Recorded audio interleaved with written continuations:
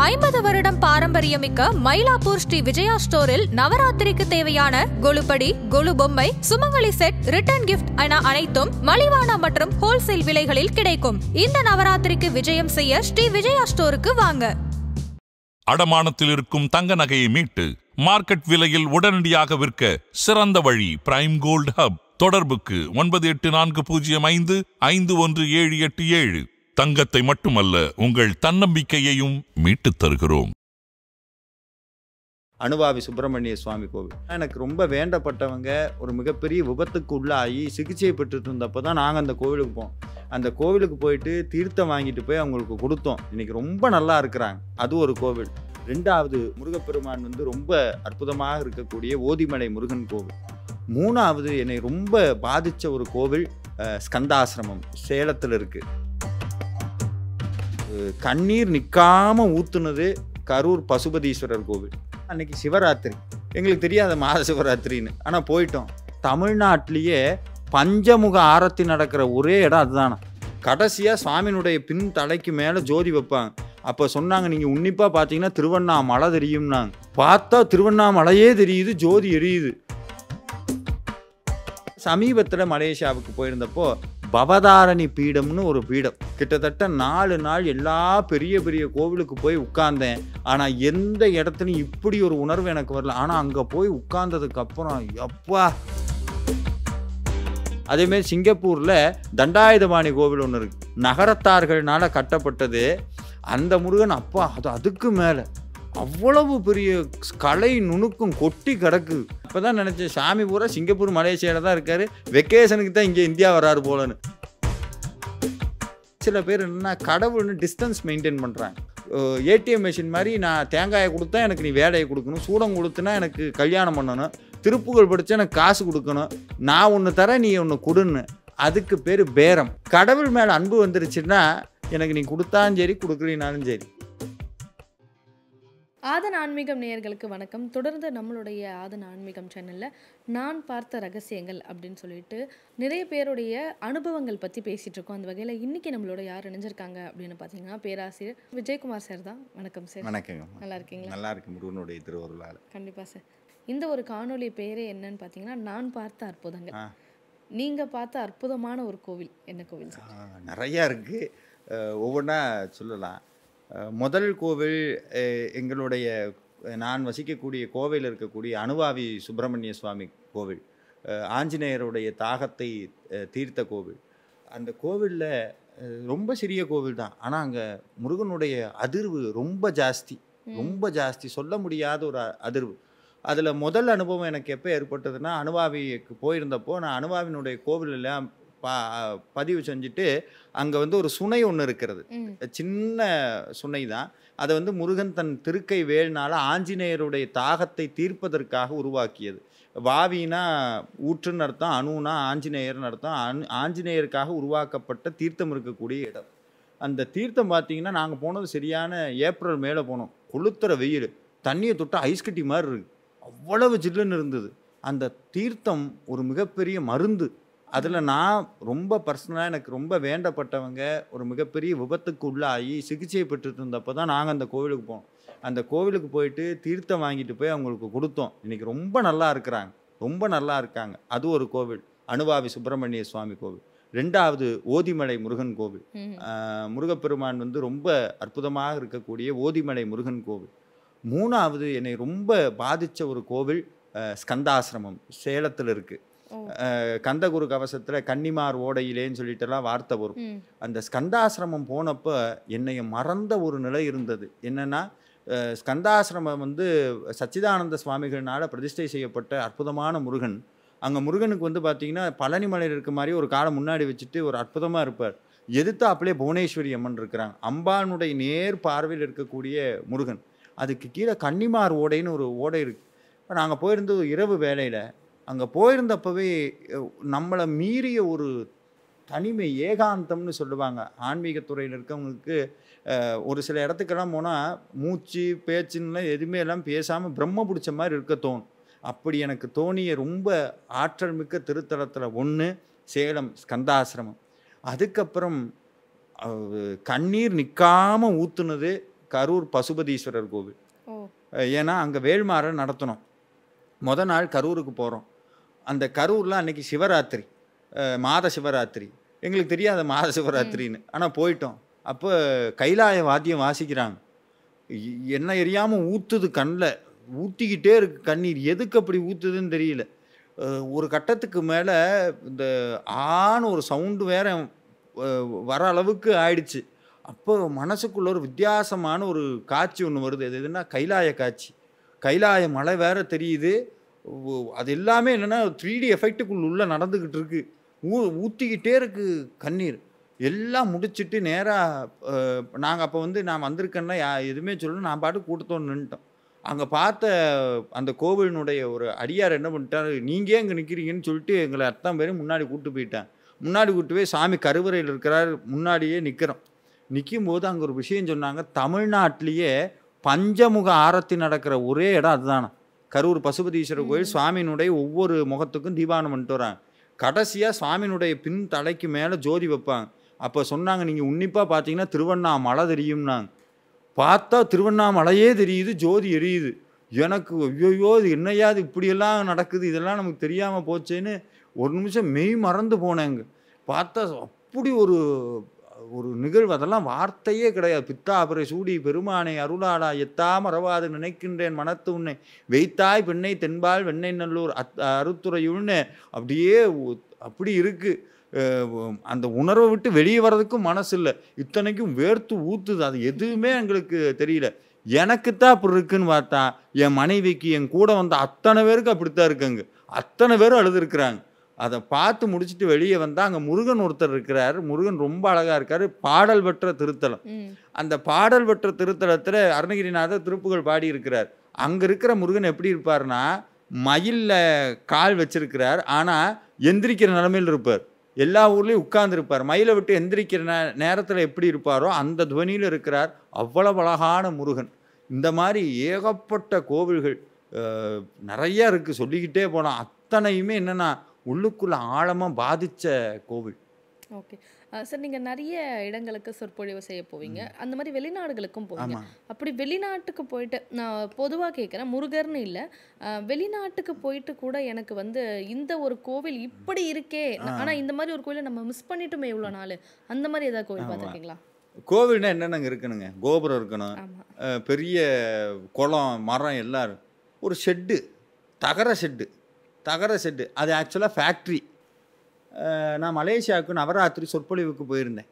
கிட்டத்தட்ட 3-4 நாள் அதே எல்லா பெரிய கோயிலுக்கும் போயாச்சு. அதில் 2 கோவில் என்னுடைய வாழ்க்கையில் ரொம்ப மறக்க முடியாத கோவில். முதல் கோவில் கோத்தகமினிங் அப்படின்னு மலேசியாவில் இருக்கக்கூடிய ஒரு மாரியம்மன் கோவில்.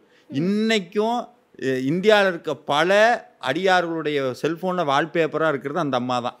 அழகுன்னா அழகு, அப்படி ஒரு அழகு. அந்த அர்ச்சகர் சொல்லுவார், இங்கே அந்த அம்மாவுக்கு காஞ்சிபுரத்துலேருந்து தான் பட்டு போகுமா, காஞ்சிபுரத்தில் இருக்க பட்டு புடவை மட்டும்தான் அங்கே கட்டுவாங்க. அங்கே அப்போ நான் என்ன சொல்கிறேன், அபிராமி அந்தாதியை பற்றி சொற்பொழிவு நடத்துகிறேன்.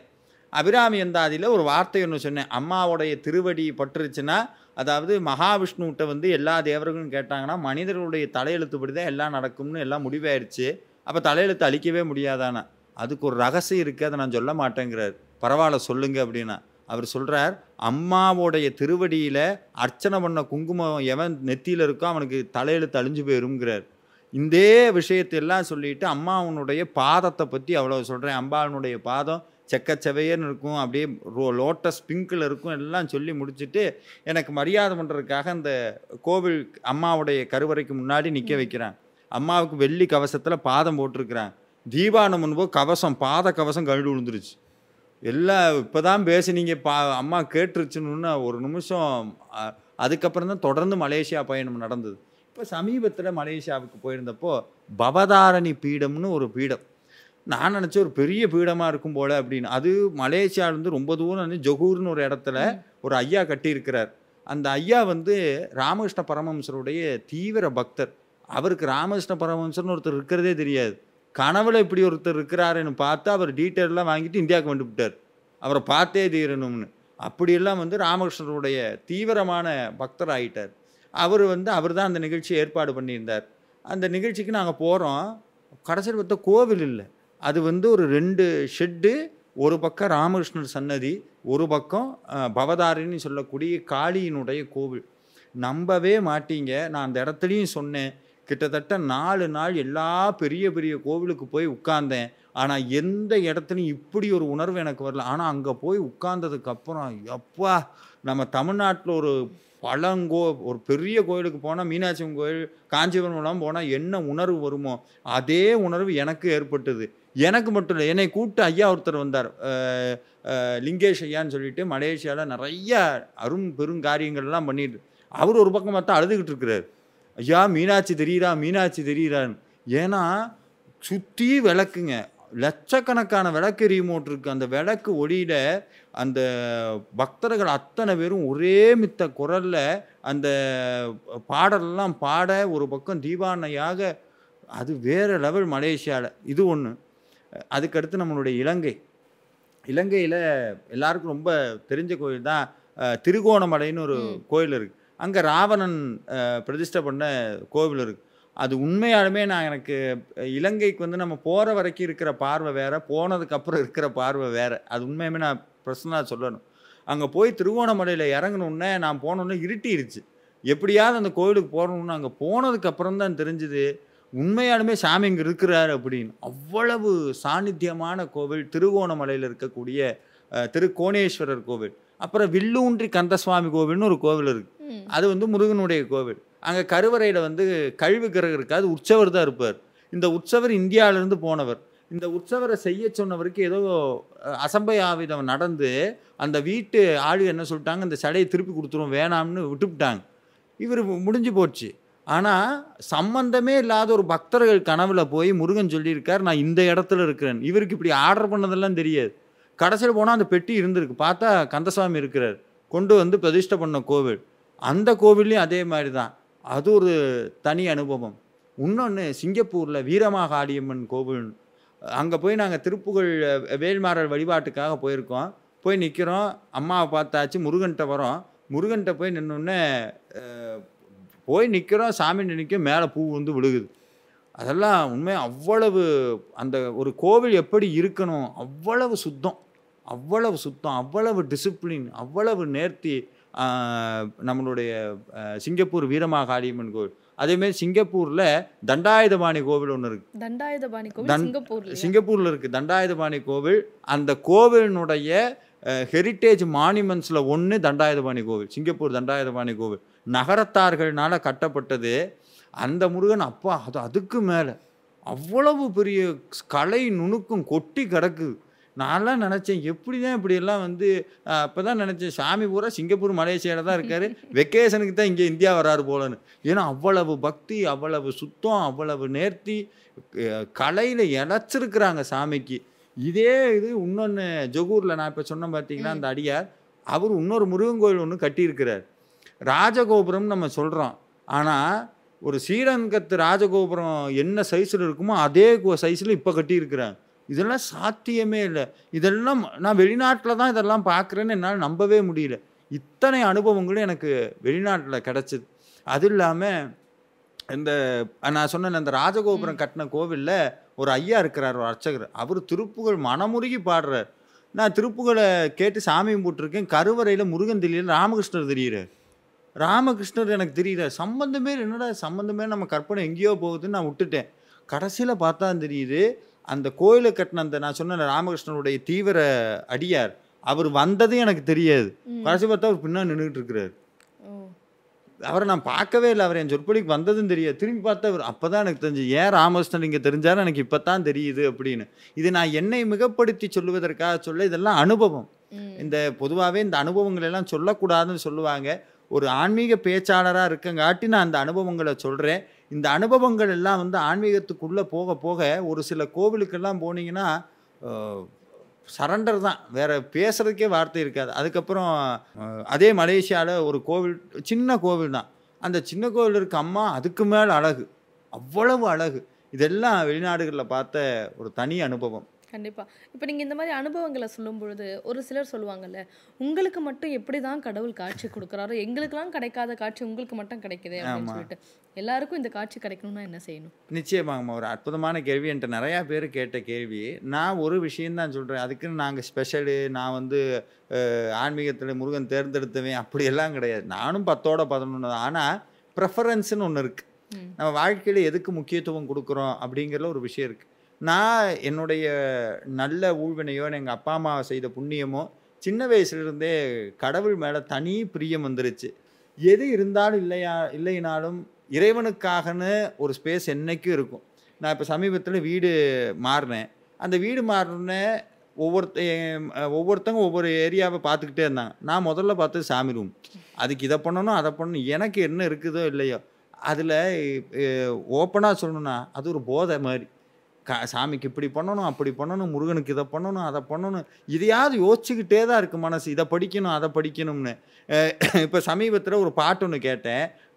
இது பாம்பன் சுவாமிகளுடைய சமாதான சங்கீதம்னு. அப்படி ஒண்ணு இருக்கிறதே எனக்கு தெரியாது. எனக்குமே தெரியாது. ஆனா அந்த பாட்ட கேட்ட அடுத்த நிமிஷம் கண்ல ஊத்துது அப்படியே தண்ணி. என்னன்னா, "சஞ்சலம் ஏன் மனமே" இப்படிதான் தொடங்குது. "சஞ்சலம் ஏன் மனமே சிவனடி தஞ்சமான பின்னுமே."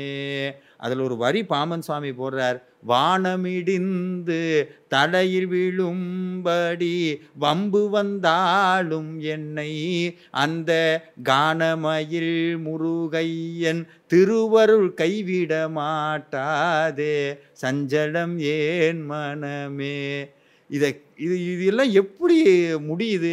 நான் நினைச்சேன், எப்படி பாம்பன் சுவாமிகள்னால இப்படி முடியும்? வானமே இடிஞ்சு தலையில விழுந்தாலும் முருகையன் அருள் கைவிடாதுடான்னு. இந்த உணர்வை கேட்டோன்னே இன்னமும் சந்தோஷமாகுது. பார்த்தா முருகன் தெரியுறாரு எனக்கு. ஆமா, விடமாட்டார்.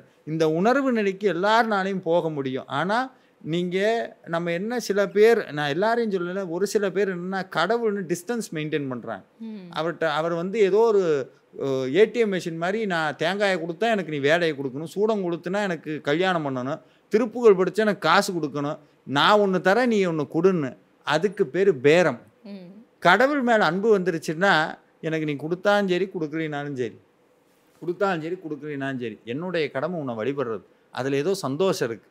நீ கொடுக்காம போ, என்னை நினைக்காம போ. ஆனால் திருப்புகழ் பாடினா முருகனை பார்த்தா சந்தோஷமாக இருக்குது. அந்த சந்தோஷம் வந்துருச்சுனாலே சாமி தானாக தெரிவார் எல்லாருக்குமே. கண்டிப்பா சார். சார், அதே மாதிரி நிறைய பேர் நீங்க நிறைய இடங்களுக்கு போகும்போது நிறைய பக்தர்களை சந்திப்பீங்க. அப்படி சந்திக்கும் போது இந்த மாதிரி பக்தர்கள்லாம் இருப்பாங்களா? இது வரைக்கும் நான் தான் பெரிய பக்தர்னு நினச்சிட்டு இருந்தேன். இல்லை, நான் வந்து ஒரு பேச்சாளராக இருந்திருக்கேன். நான் ஒரு பக்தரும் கூட. நான் ஒரு இடத்துல நம்ம ஒரு சொல்லுவோம் சார், முருகனுடைய பக்தர்னு சொல்லும்போது எனக்கு பெருமையாக இருக்குது அப்படின்ட்டு. நான்லாம் ஒன்றுமே இல்லை, என்னை தாண்டி 1000 பேர் இருக்காங்கன்னு சொல்கிற மாதிரி யாராவது வந்து நிச்சயமா பேசியிருக்காங்களா? இதை முருகன் அடிக்கடி உணர்த்துவார். நீ எல்லாம் ஒன்றுமே இல்லைடா, தூரம் போன்னு சொல்கிற மாதிரி. சேலத்தில் வேல்மாறல் வழிபாடு நடத்துறதுக்காக ஏற்பாடு பண்ணிகிட்டு இருந்தாங்க. அப்போது அதுக்கு மிகுந்த பொருட்செலவாகுது. விழா நெருங்கிக்கிட்டே இருக்குது. அதுக்கான அந்த பொருளாதார அடிப்படை வரவே இல்லை. நிகழ்ச்சி முடிஞ்சதுக்கப்புறம் அப்போ தான் என்கிட்ட சொன்னாங்க, கோவிலில் போய் மடிப்பிச்சை எடுத்திருக்கிறாங்க. இன்னும் ஓப்பனாக சொல்லணுன்னா, வேல்மாறலுக்காக பிச்சை எடுத்திருக்கிறாங்க. அவங்கள பார்த்தோன்னே எனக்கு அவங்க காலில் விழுகணும்னு தான் தோணுச்சு. நான்லாம் எனத்தரா போய் பெரிய பக்தன்னு. எனக்காக எடுத்திருந்தா அது பெரிய விஷயம், என் குடும்பத்துக்காக எடுத்தால் பெரிய விஷயங்கிறோம். எங்கேயோ நடக்கிற வேல்மாறலுக்கு கேட்ட இடத்துல பணம் கிடைக்கலன்னு தெரிஞ்ச அடுத்த நிமிஷம் கோயிலில் போய் மடிப்பிச்சை எடுத்திருக்கிறாங்க. அப்போ தான் அந்த பக்தர்களை பார்த்தோன்னு நினச்சேன், முருகன் என்கிட்ட நெத்தியில் கொட்டின மாதிரி சொன்னா, நீ எல்லாம் ஒன்றுமே இல்லைடான்னு. அந்த மாதிரி அது ஒரு அவங்கள பார்த்து உண்மையாமே இன்னமும் நான் நினச்சிக்கிட்டேன், இவங்கள மாதிரி என்னை ஆக்குன்னு. ஒன்று. ரெண்டாவது, கொஞ்சம் கொஞ்சமாக ஒரு உண்டியல் ஒன்று வச்சுருந்துருக்கிறார், மண் உண்டியல். வேல்மாறல் வழிபாடு நடக்குதுன்னு தெரிஞ்சுன்னே ஒவ்வொரு வீடாக போயிருக்கிறார் அந்த உண்டியலை தூக்கிட்டு. இதெல்லாம் எப்படிங்க சாத்தியமாகும்? எனக்கு ஒன்று வேணும்னு அடுத்தவன்கிட்ட கேட்குறதுக்கே கூசுற இந்த காலகட்டத்தில், கூசாமல் முருகனுக்காக கையேந்தின அந்த 2 கையும் நினச்சப்போ தான் ஏன் 2 கையால் கும்பிடணும்னு தோணுச்சு. இந்த மாதிரி எத்தனையோ பக்தர்கள். அதுக்கப்புறம் இன்னமும் சொல்லப்போனால், நம்ம இது இலங்கையில் இருக்கக்கூடிய நல்லூர் கந்தசாமி கோயிலினுடைய அங்கே ஒரு முதலியார் இருக்கிற கோயிலினுடைய நிறுவனத்தார் ஐயா பிள்ளை அவருடைய வாழ்க்கையெல்லாம் படித்ததுக்கப்புறம் அப்படியெல்லாம் ஒருத்தர் கோவிலை நிர்ணயிக்கவே முடியாது. மீனாட்சி அம்மன் கோயிலை கட்டின நாகப்ப செட்டியார் மனுஷன் அந்த காலத்திலேயே எப்போ 1800 கிட்டத்தட்ட 8 லட்ச ரூபா செலவு பண்ணியிருக்கிறாங்க. பெரிய தொகை இல்லையா? 1800 8 லட்சம்னா என்னங்க, இன்னைக்கு கோடிகளுக்கு கோடியை தாண்டினது. 8 லட்ச ரூபா மீனாட்சி கோயிலுக்கு செலவு பண்ணியுமே பத்தலை அவருக்கு. மீனாட்சி அம்மன் கோயிலுக்கு பித்தாளை குடத்துல தண்ணி ஊற்றி இருக்கிறாங்க. மீனாட்சி அம்மனுக்கு ஏன்டா ராஜாவுக்கும் ராணிக்கும் போய் பித்தாளை குடத்துலையே ஊற்றுறது, தங்க குடத்தில் ஊற்றுருங்கன்னா தங்க குடம் செஞ்சு கொடுத்தார். அது மட்டும் இல்லை, மீனாட்சி சாப்பாடு தூக்கிட்டு போய் செட்டியாரை பார்க்க போயிருக்கா. மீனாட்சி செட்டியார் கும்பாபிஷேகம் பண்ணுறதுக்கு காசு இல்லை, கடன் கொடுத்துருக்கிறாரு. அந்த கடனை எப்படியாவது வாங்கணும்னு சொல்லிட்டு போயிருக்கிறாரு. எப்போவுமே பள்ளியறை பூஜை பார்த்துட்டு தான் அந்த பள்ளியறை பூஜையில் என்ன பிரசாதம் கொடுக்குறோ அதுதான் அவருக்கு உணவு. அவர் போயிட்டார், எங்கே தூத்துக்குடி பக்கம் போயிட்டார். அப்போ நினச்சா இந்நேரம் மீனாட்சிக்கு தீபாவளியாக இருக்கும், இந்நேரம் மீனாட்சிக்கு பள்ளியறை நடந்திருக்கும், இந்நேரம் இது நடந்திருக்குன்னு கற்பனையில் ஓடிக்கிட்டார். மாட்டுக்கார வண்டி ஓட்டுறவங்க எல்லாம் வண்டியில் படுத்துட்டார். இவர் மெத்தையை விரித்து திண்ணையில் படுத்துருக்கிறார். மீனாட்சி வந்து நிற்கிறா தட்டோட, வெள்ளி தட்டோட. இங்கே மதுரை எங்கே இருக்குது, தூத்துக்குடி எங்கே இருக்குது. இவர் பதறி எழுந்து, மீனாட்சி என்னை பார்க்க வந்துட்டியான்னு அழுதுட்டு அப்போவே கிளம்பி வந்திருக்கிறார் மதுரை. அதை விட இன்னொரு வரலாறு ஒன்று படித்தேன். சொக்கநாதர் மீனாட்சி வந்தாங்களாம். ரொம்ப வயசாயிருச்சு செட்டியாருக்கு. அவர் வீட்டில் இருக்கிறாரு. வீட்டுக்கு முன்னாடி மீனாட்சி சொக்கநாதர் வந்து நிற்கிறாங்க. தீபாவளி நடக்குது. மீனாட்சி சொக்கநாதர் இப்படி போகிறாங்க, ஐயாவுக்கு உயிர் அப்படி போகுது. இதையெல்லாம் பார்க்கும்போது இப்படி தாண்டா இருக்கணும்னு இதையெல்லாம் வந்து ஒரு பெஞ்ச் மார்க்குன்னு சொல்லுவாங்க. இவங்களை பார்க்கும்போதெல்லாம் எனக்குள்ள ஒரு குற்ற உணர்ச்சி வரும். நம்மளாம் ஒன்றுமே கிடையாது, சாமி முன்னாடி நம்மளாம் சொல்லிக்க வேண்டியதான் முருக பக்தர்னு. இவங்க பக்தியெல்லாம் பார்த்ததுக்கப்புறம் 64 நாயன்மார் கதையெல்லாம் படித்தோம்னா இன்னும் கண்ணை குத்துறாரு ஒருத்தர், கையை வச்சு தேய்ச்சி ரத்தம் கழுத்தறுக்க போகிறார் ஒருத்தர்.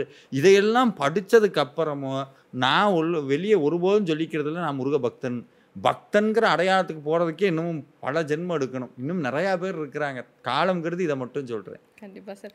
சார், இதே மாதிரி இன்னும் ஒரு விஷயம் என்னென்னா, பல ஆயிரம் மந்திரங்கள் படித்தாலுமே 1000 இல்லை, லட்சம் இல்லை, கோடி மந்திரங்கள் இருக்குது.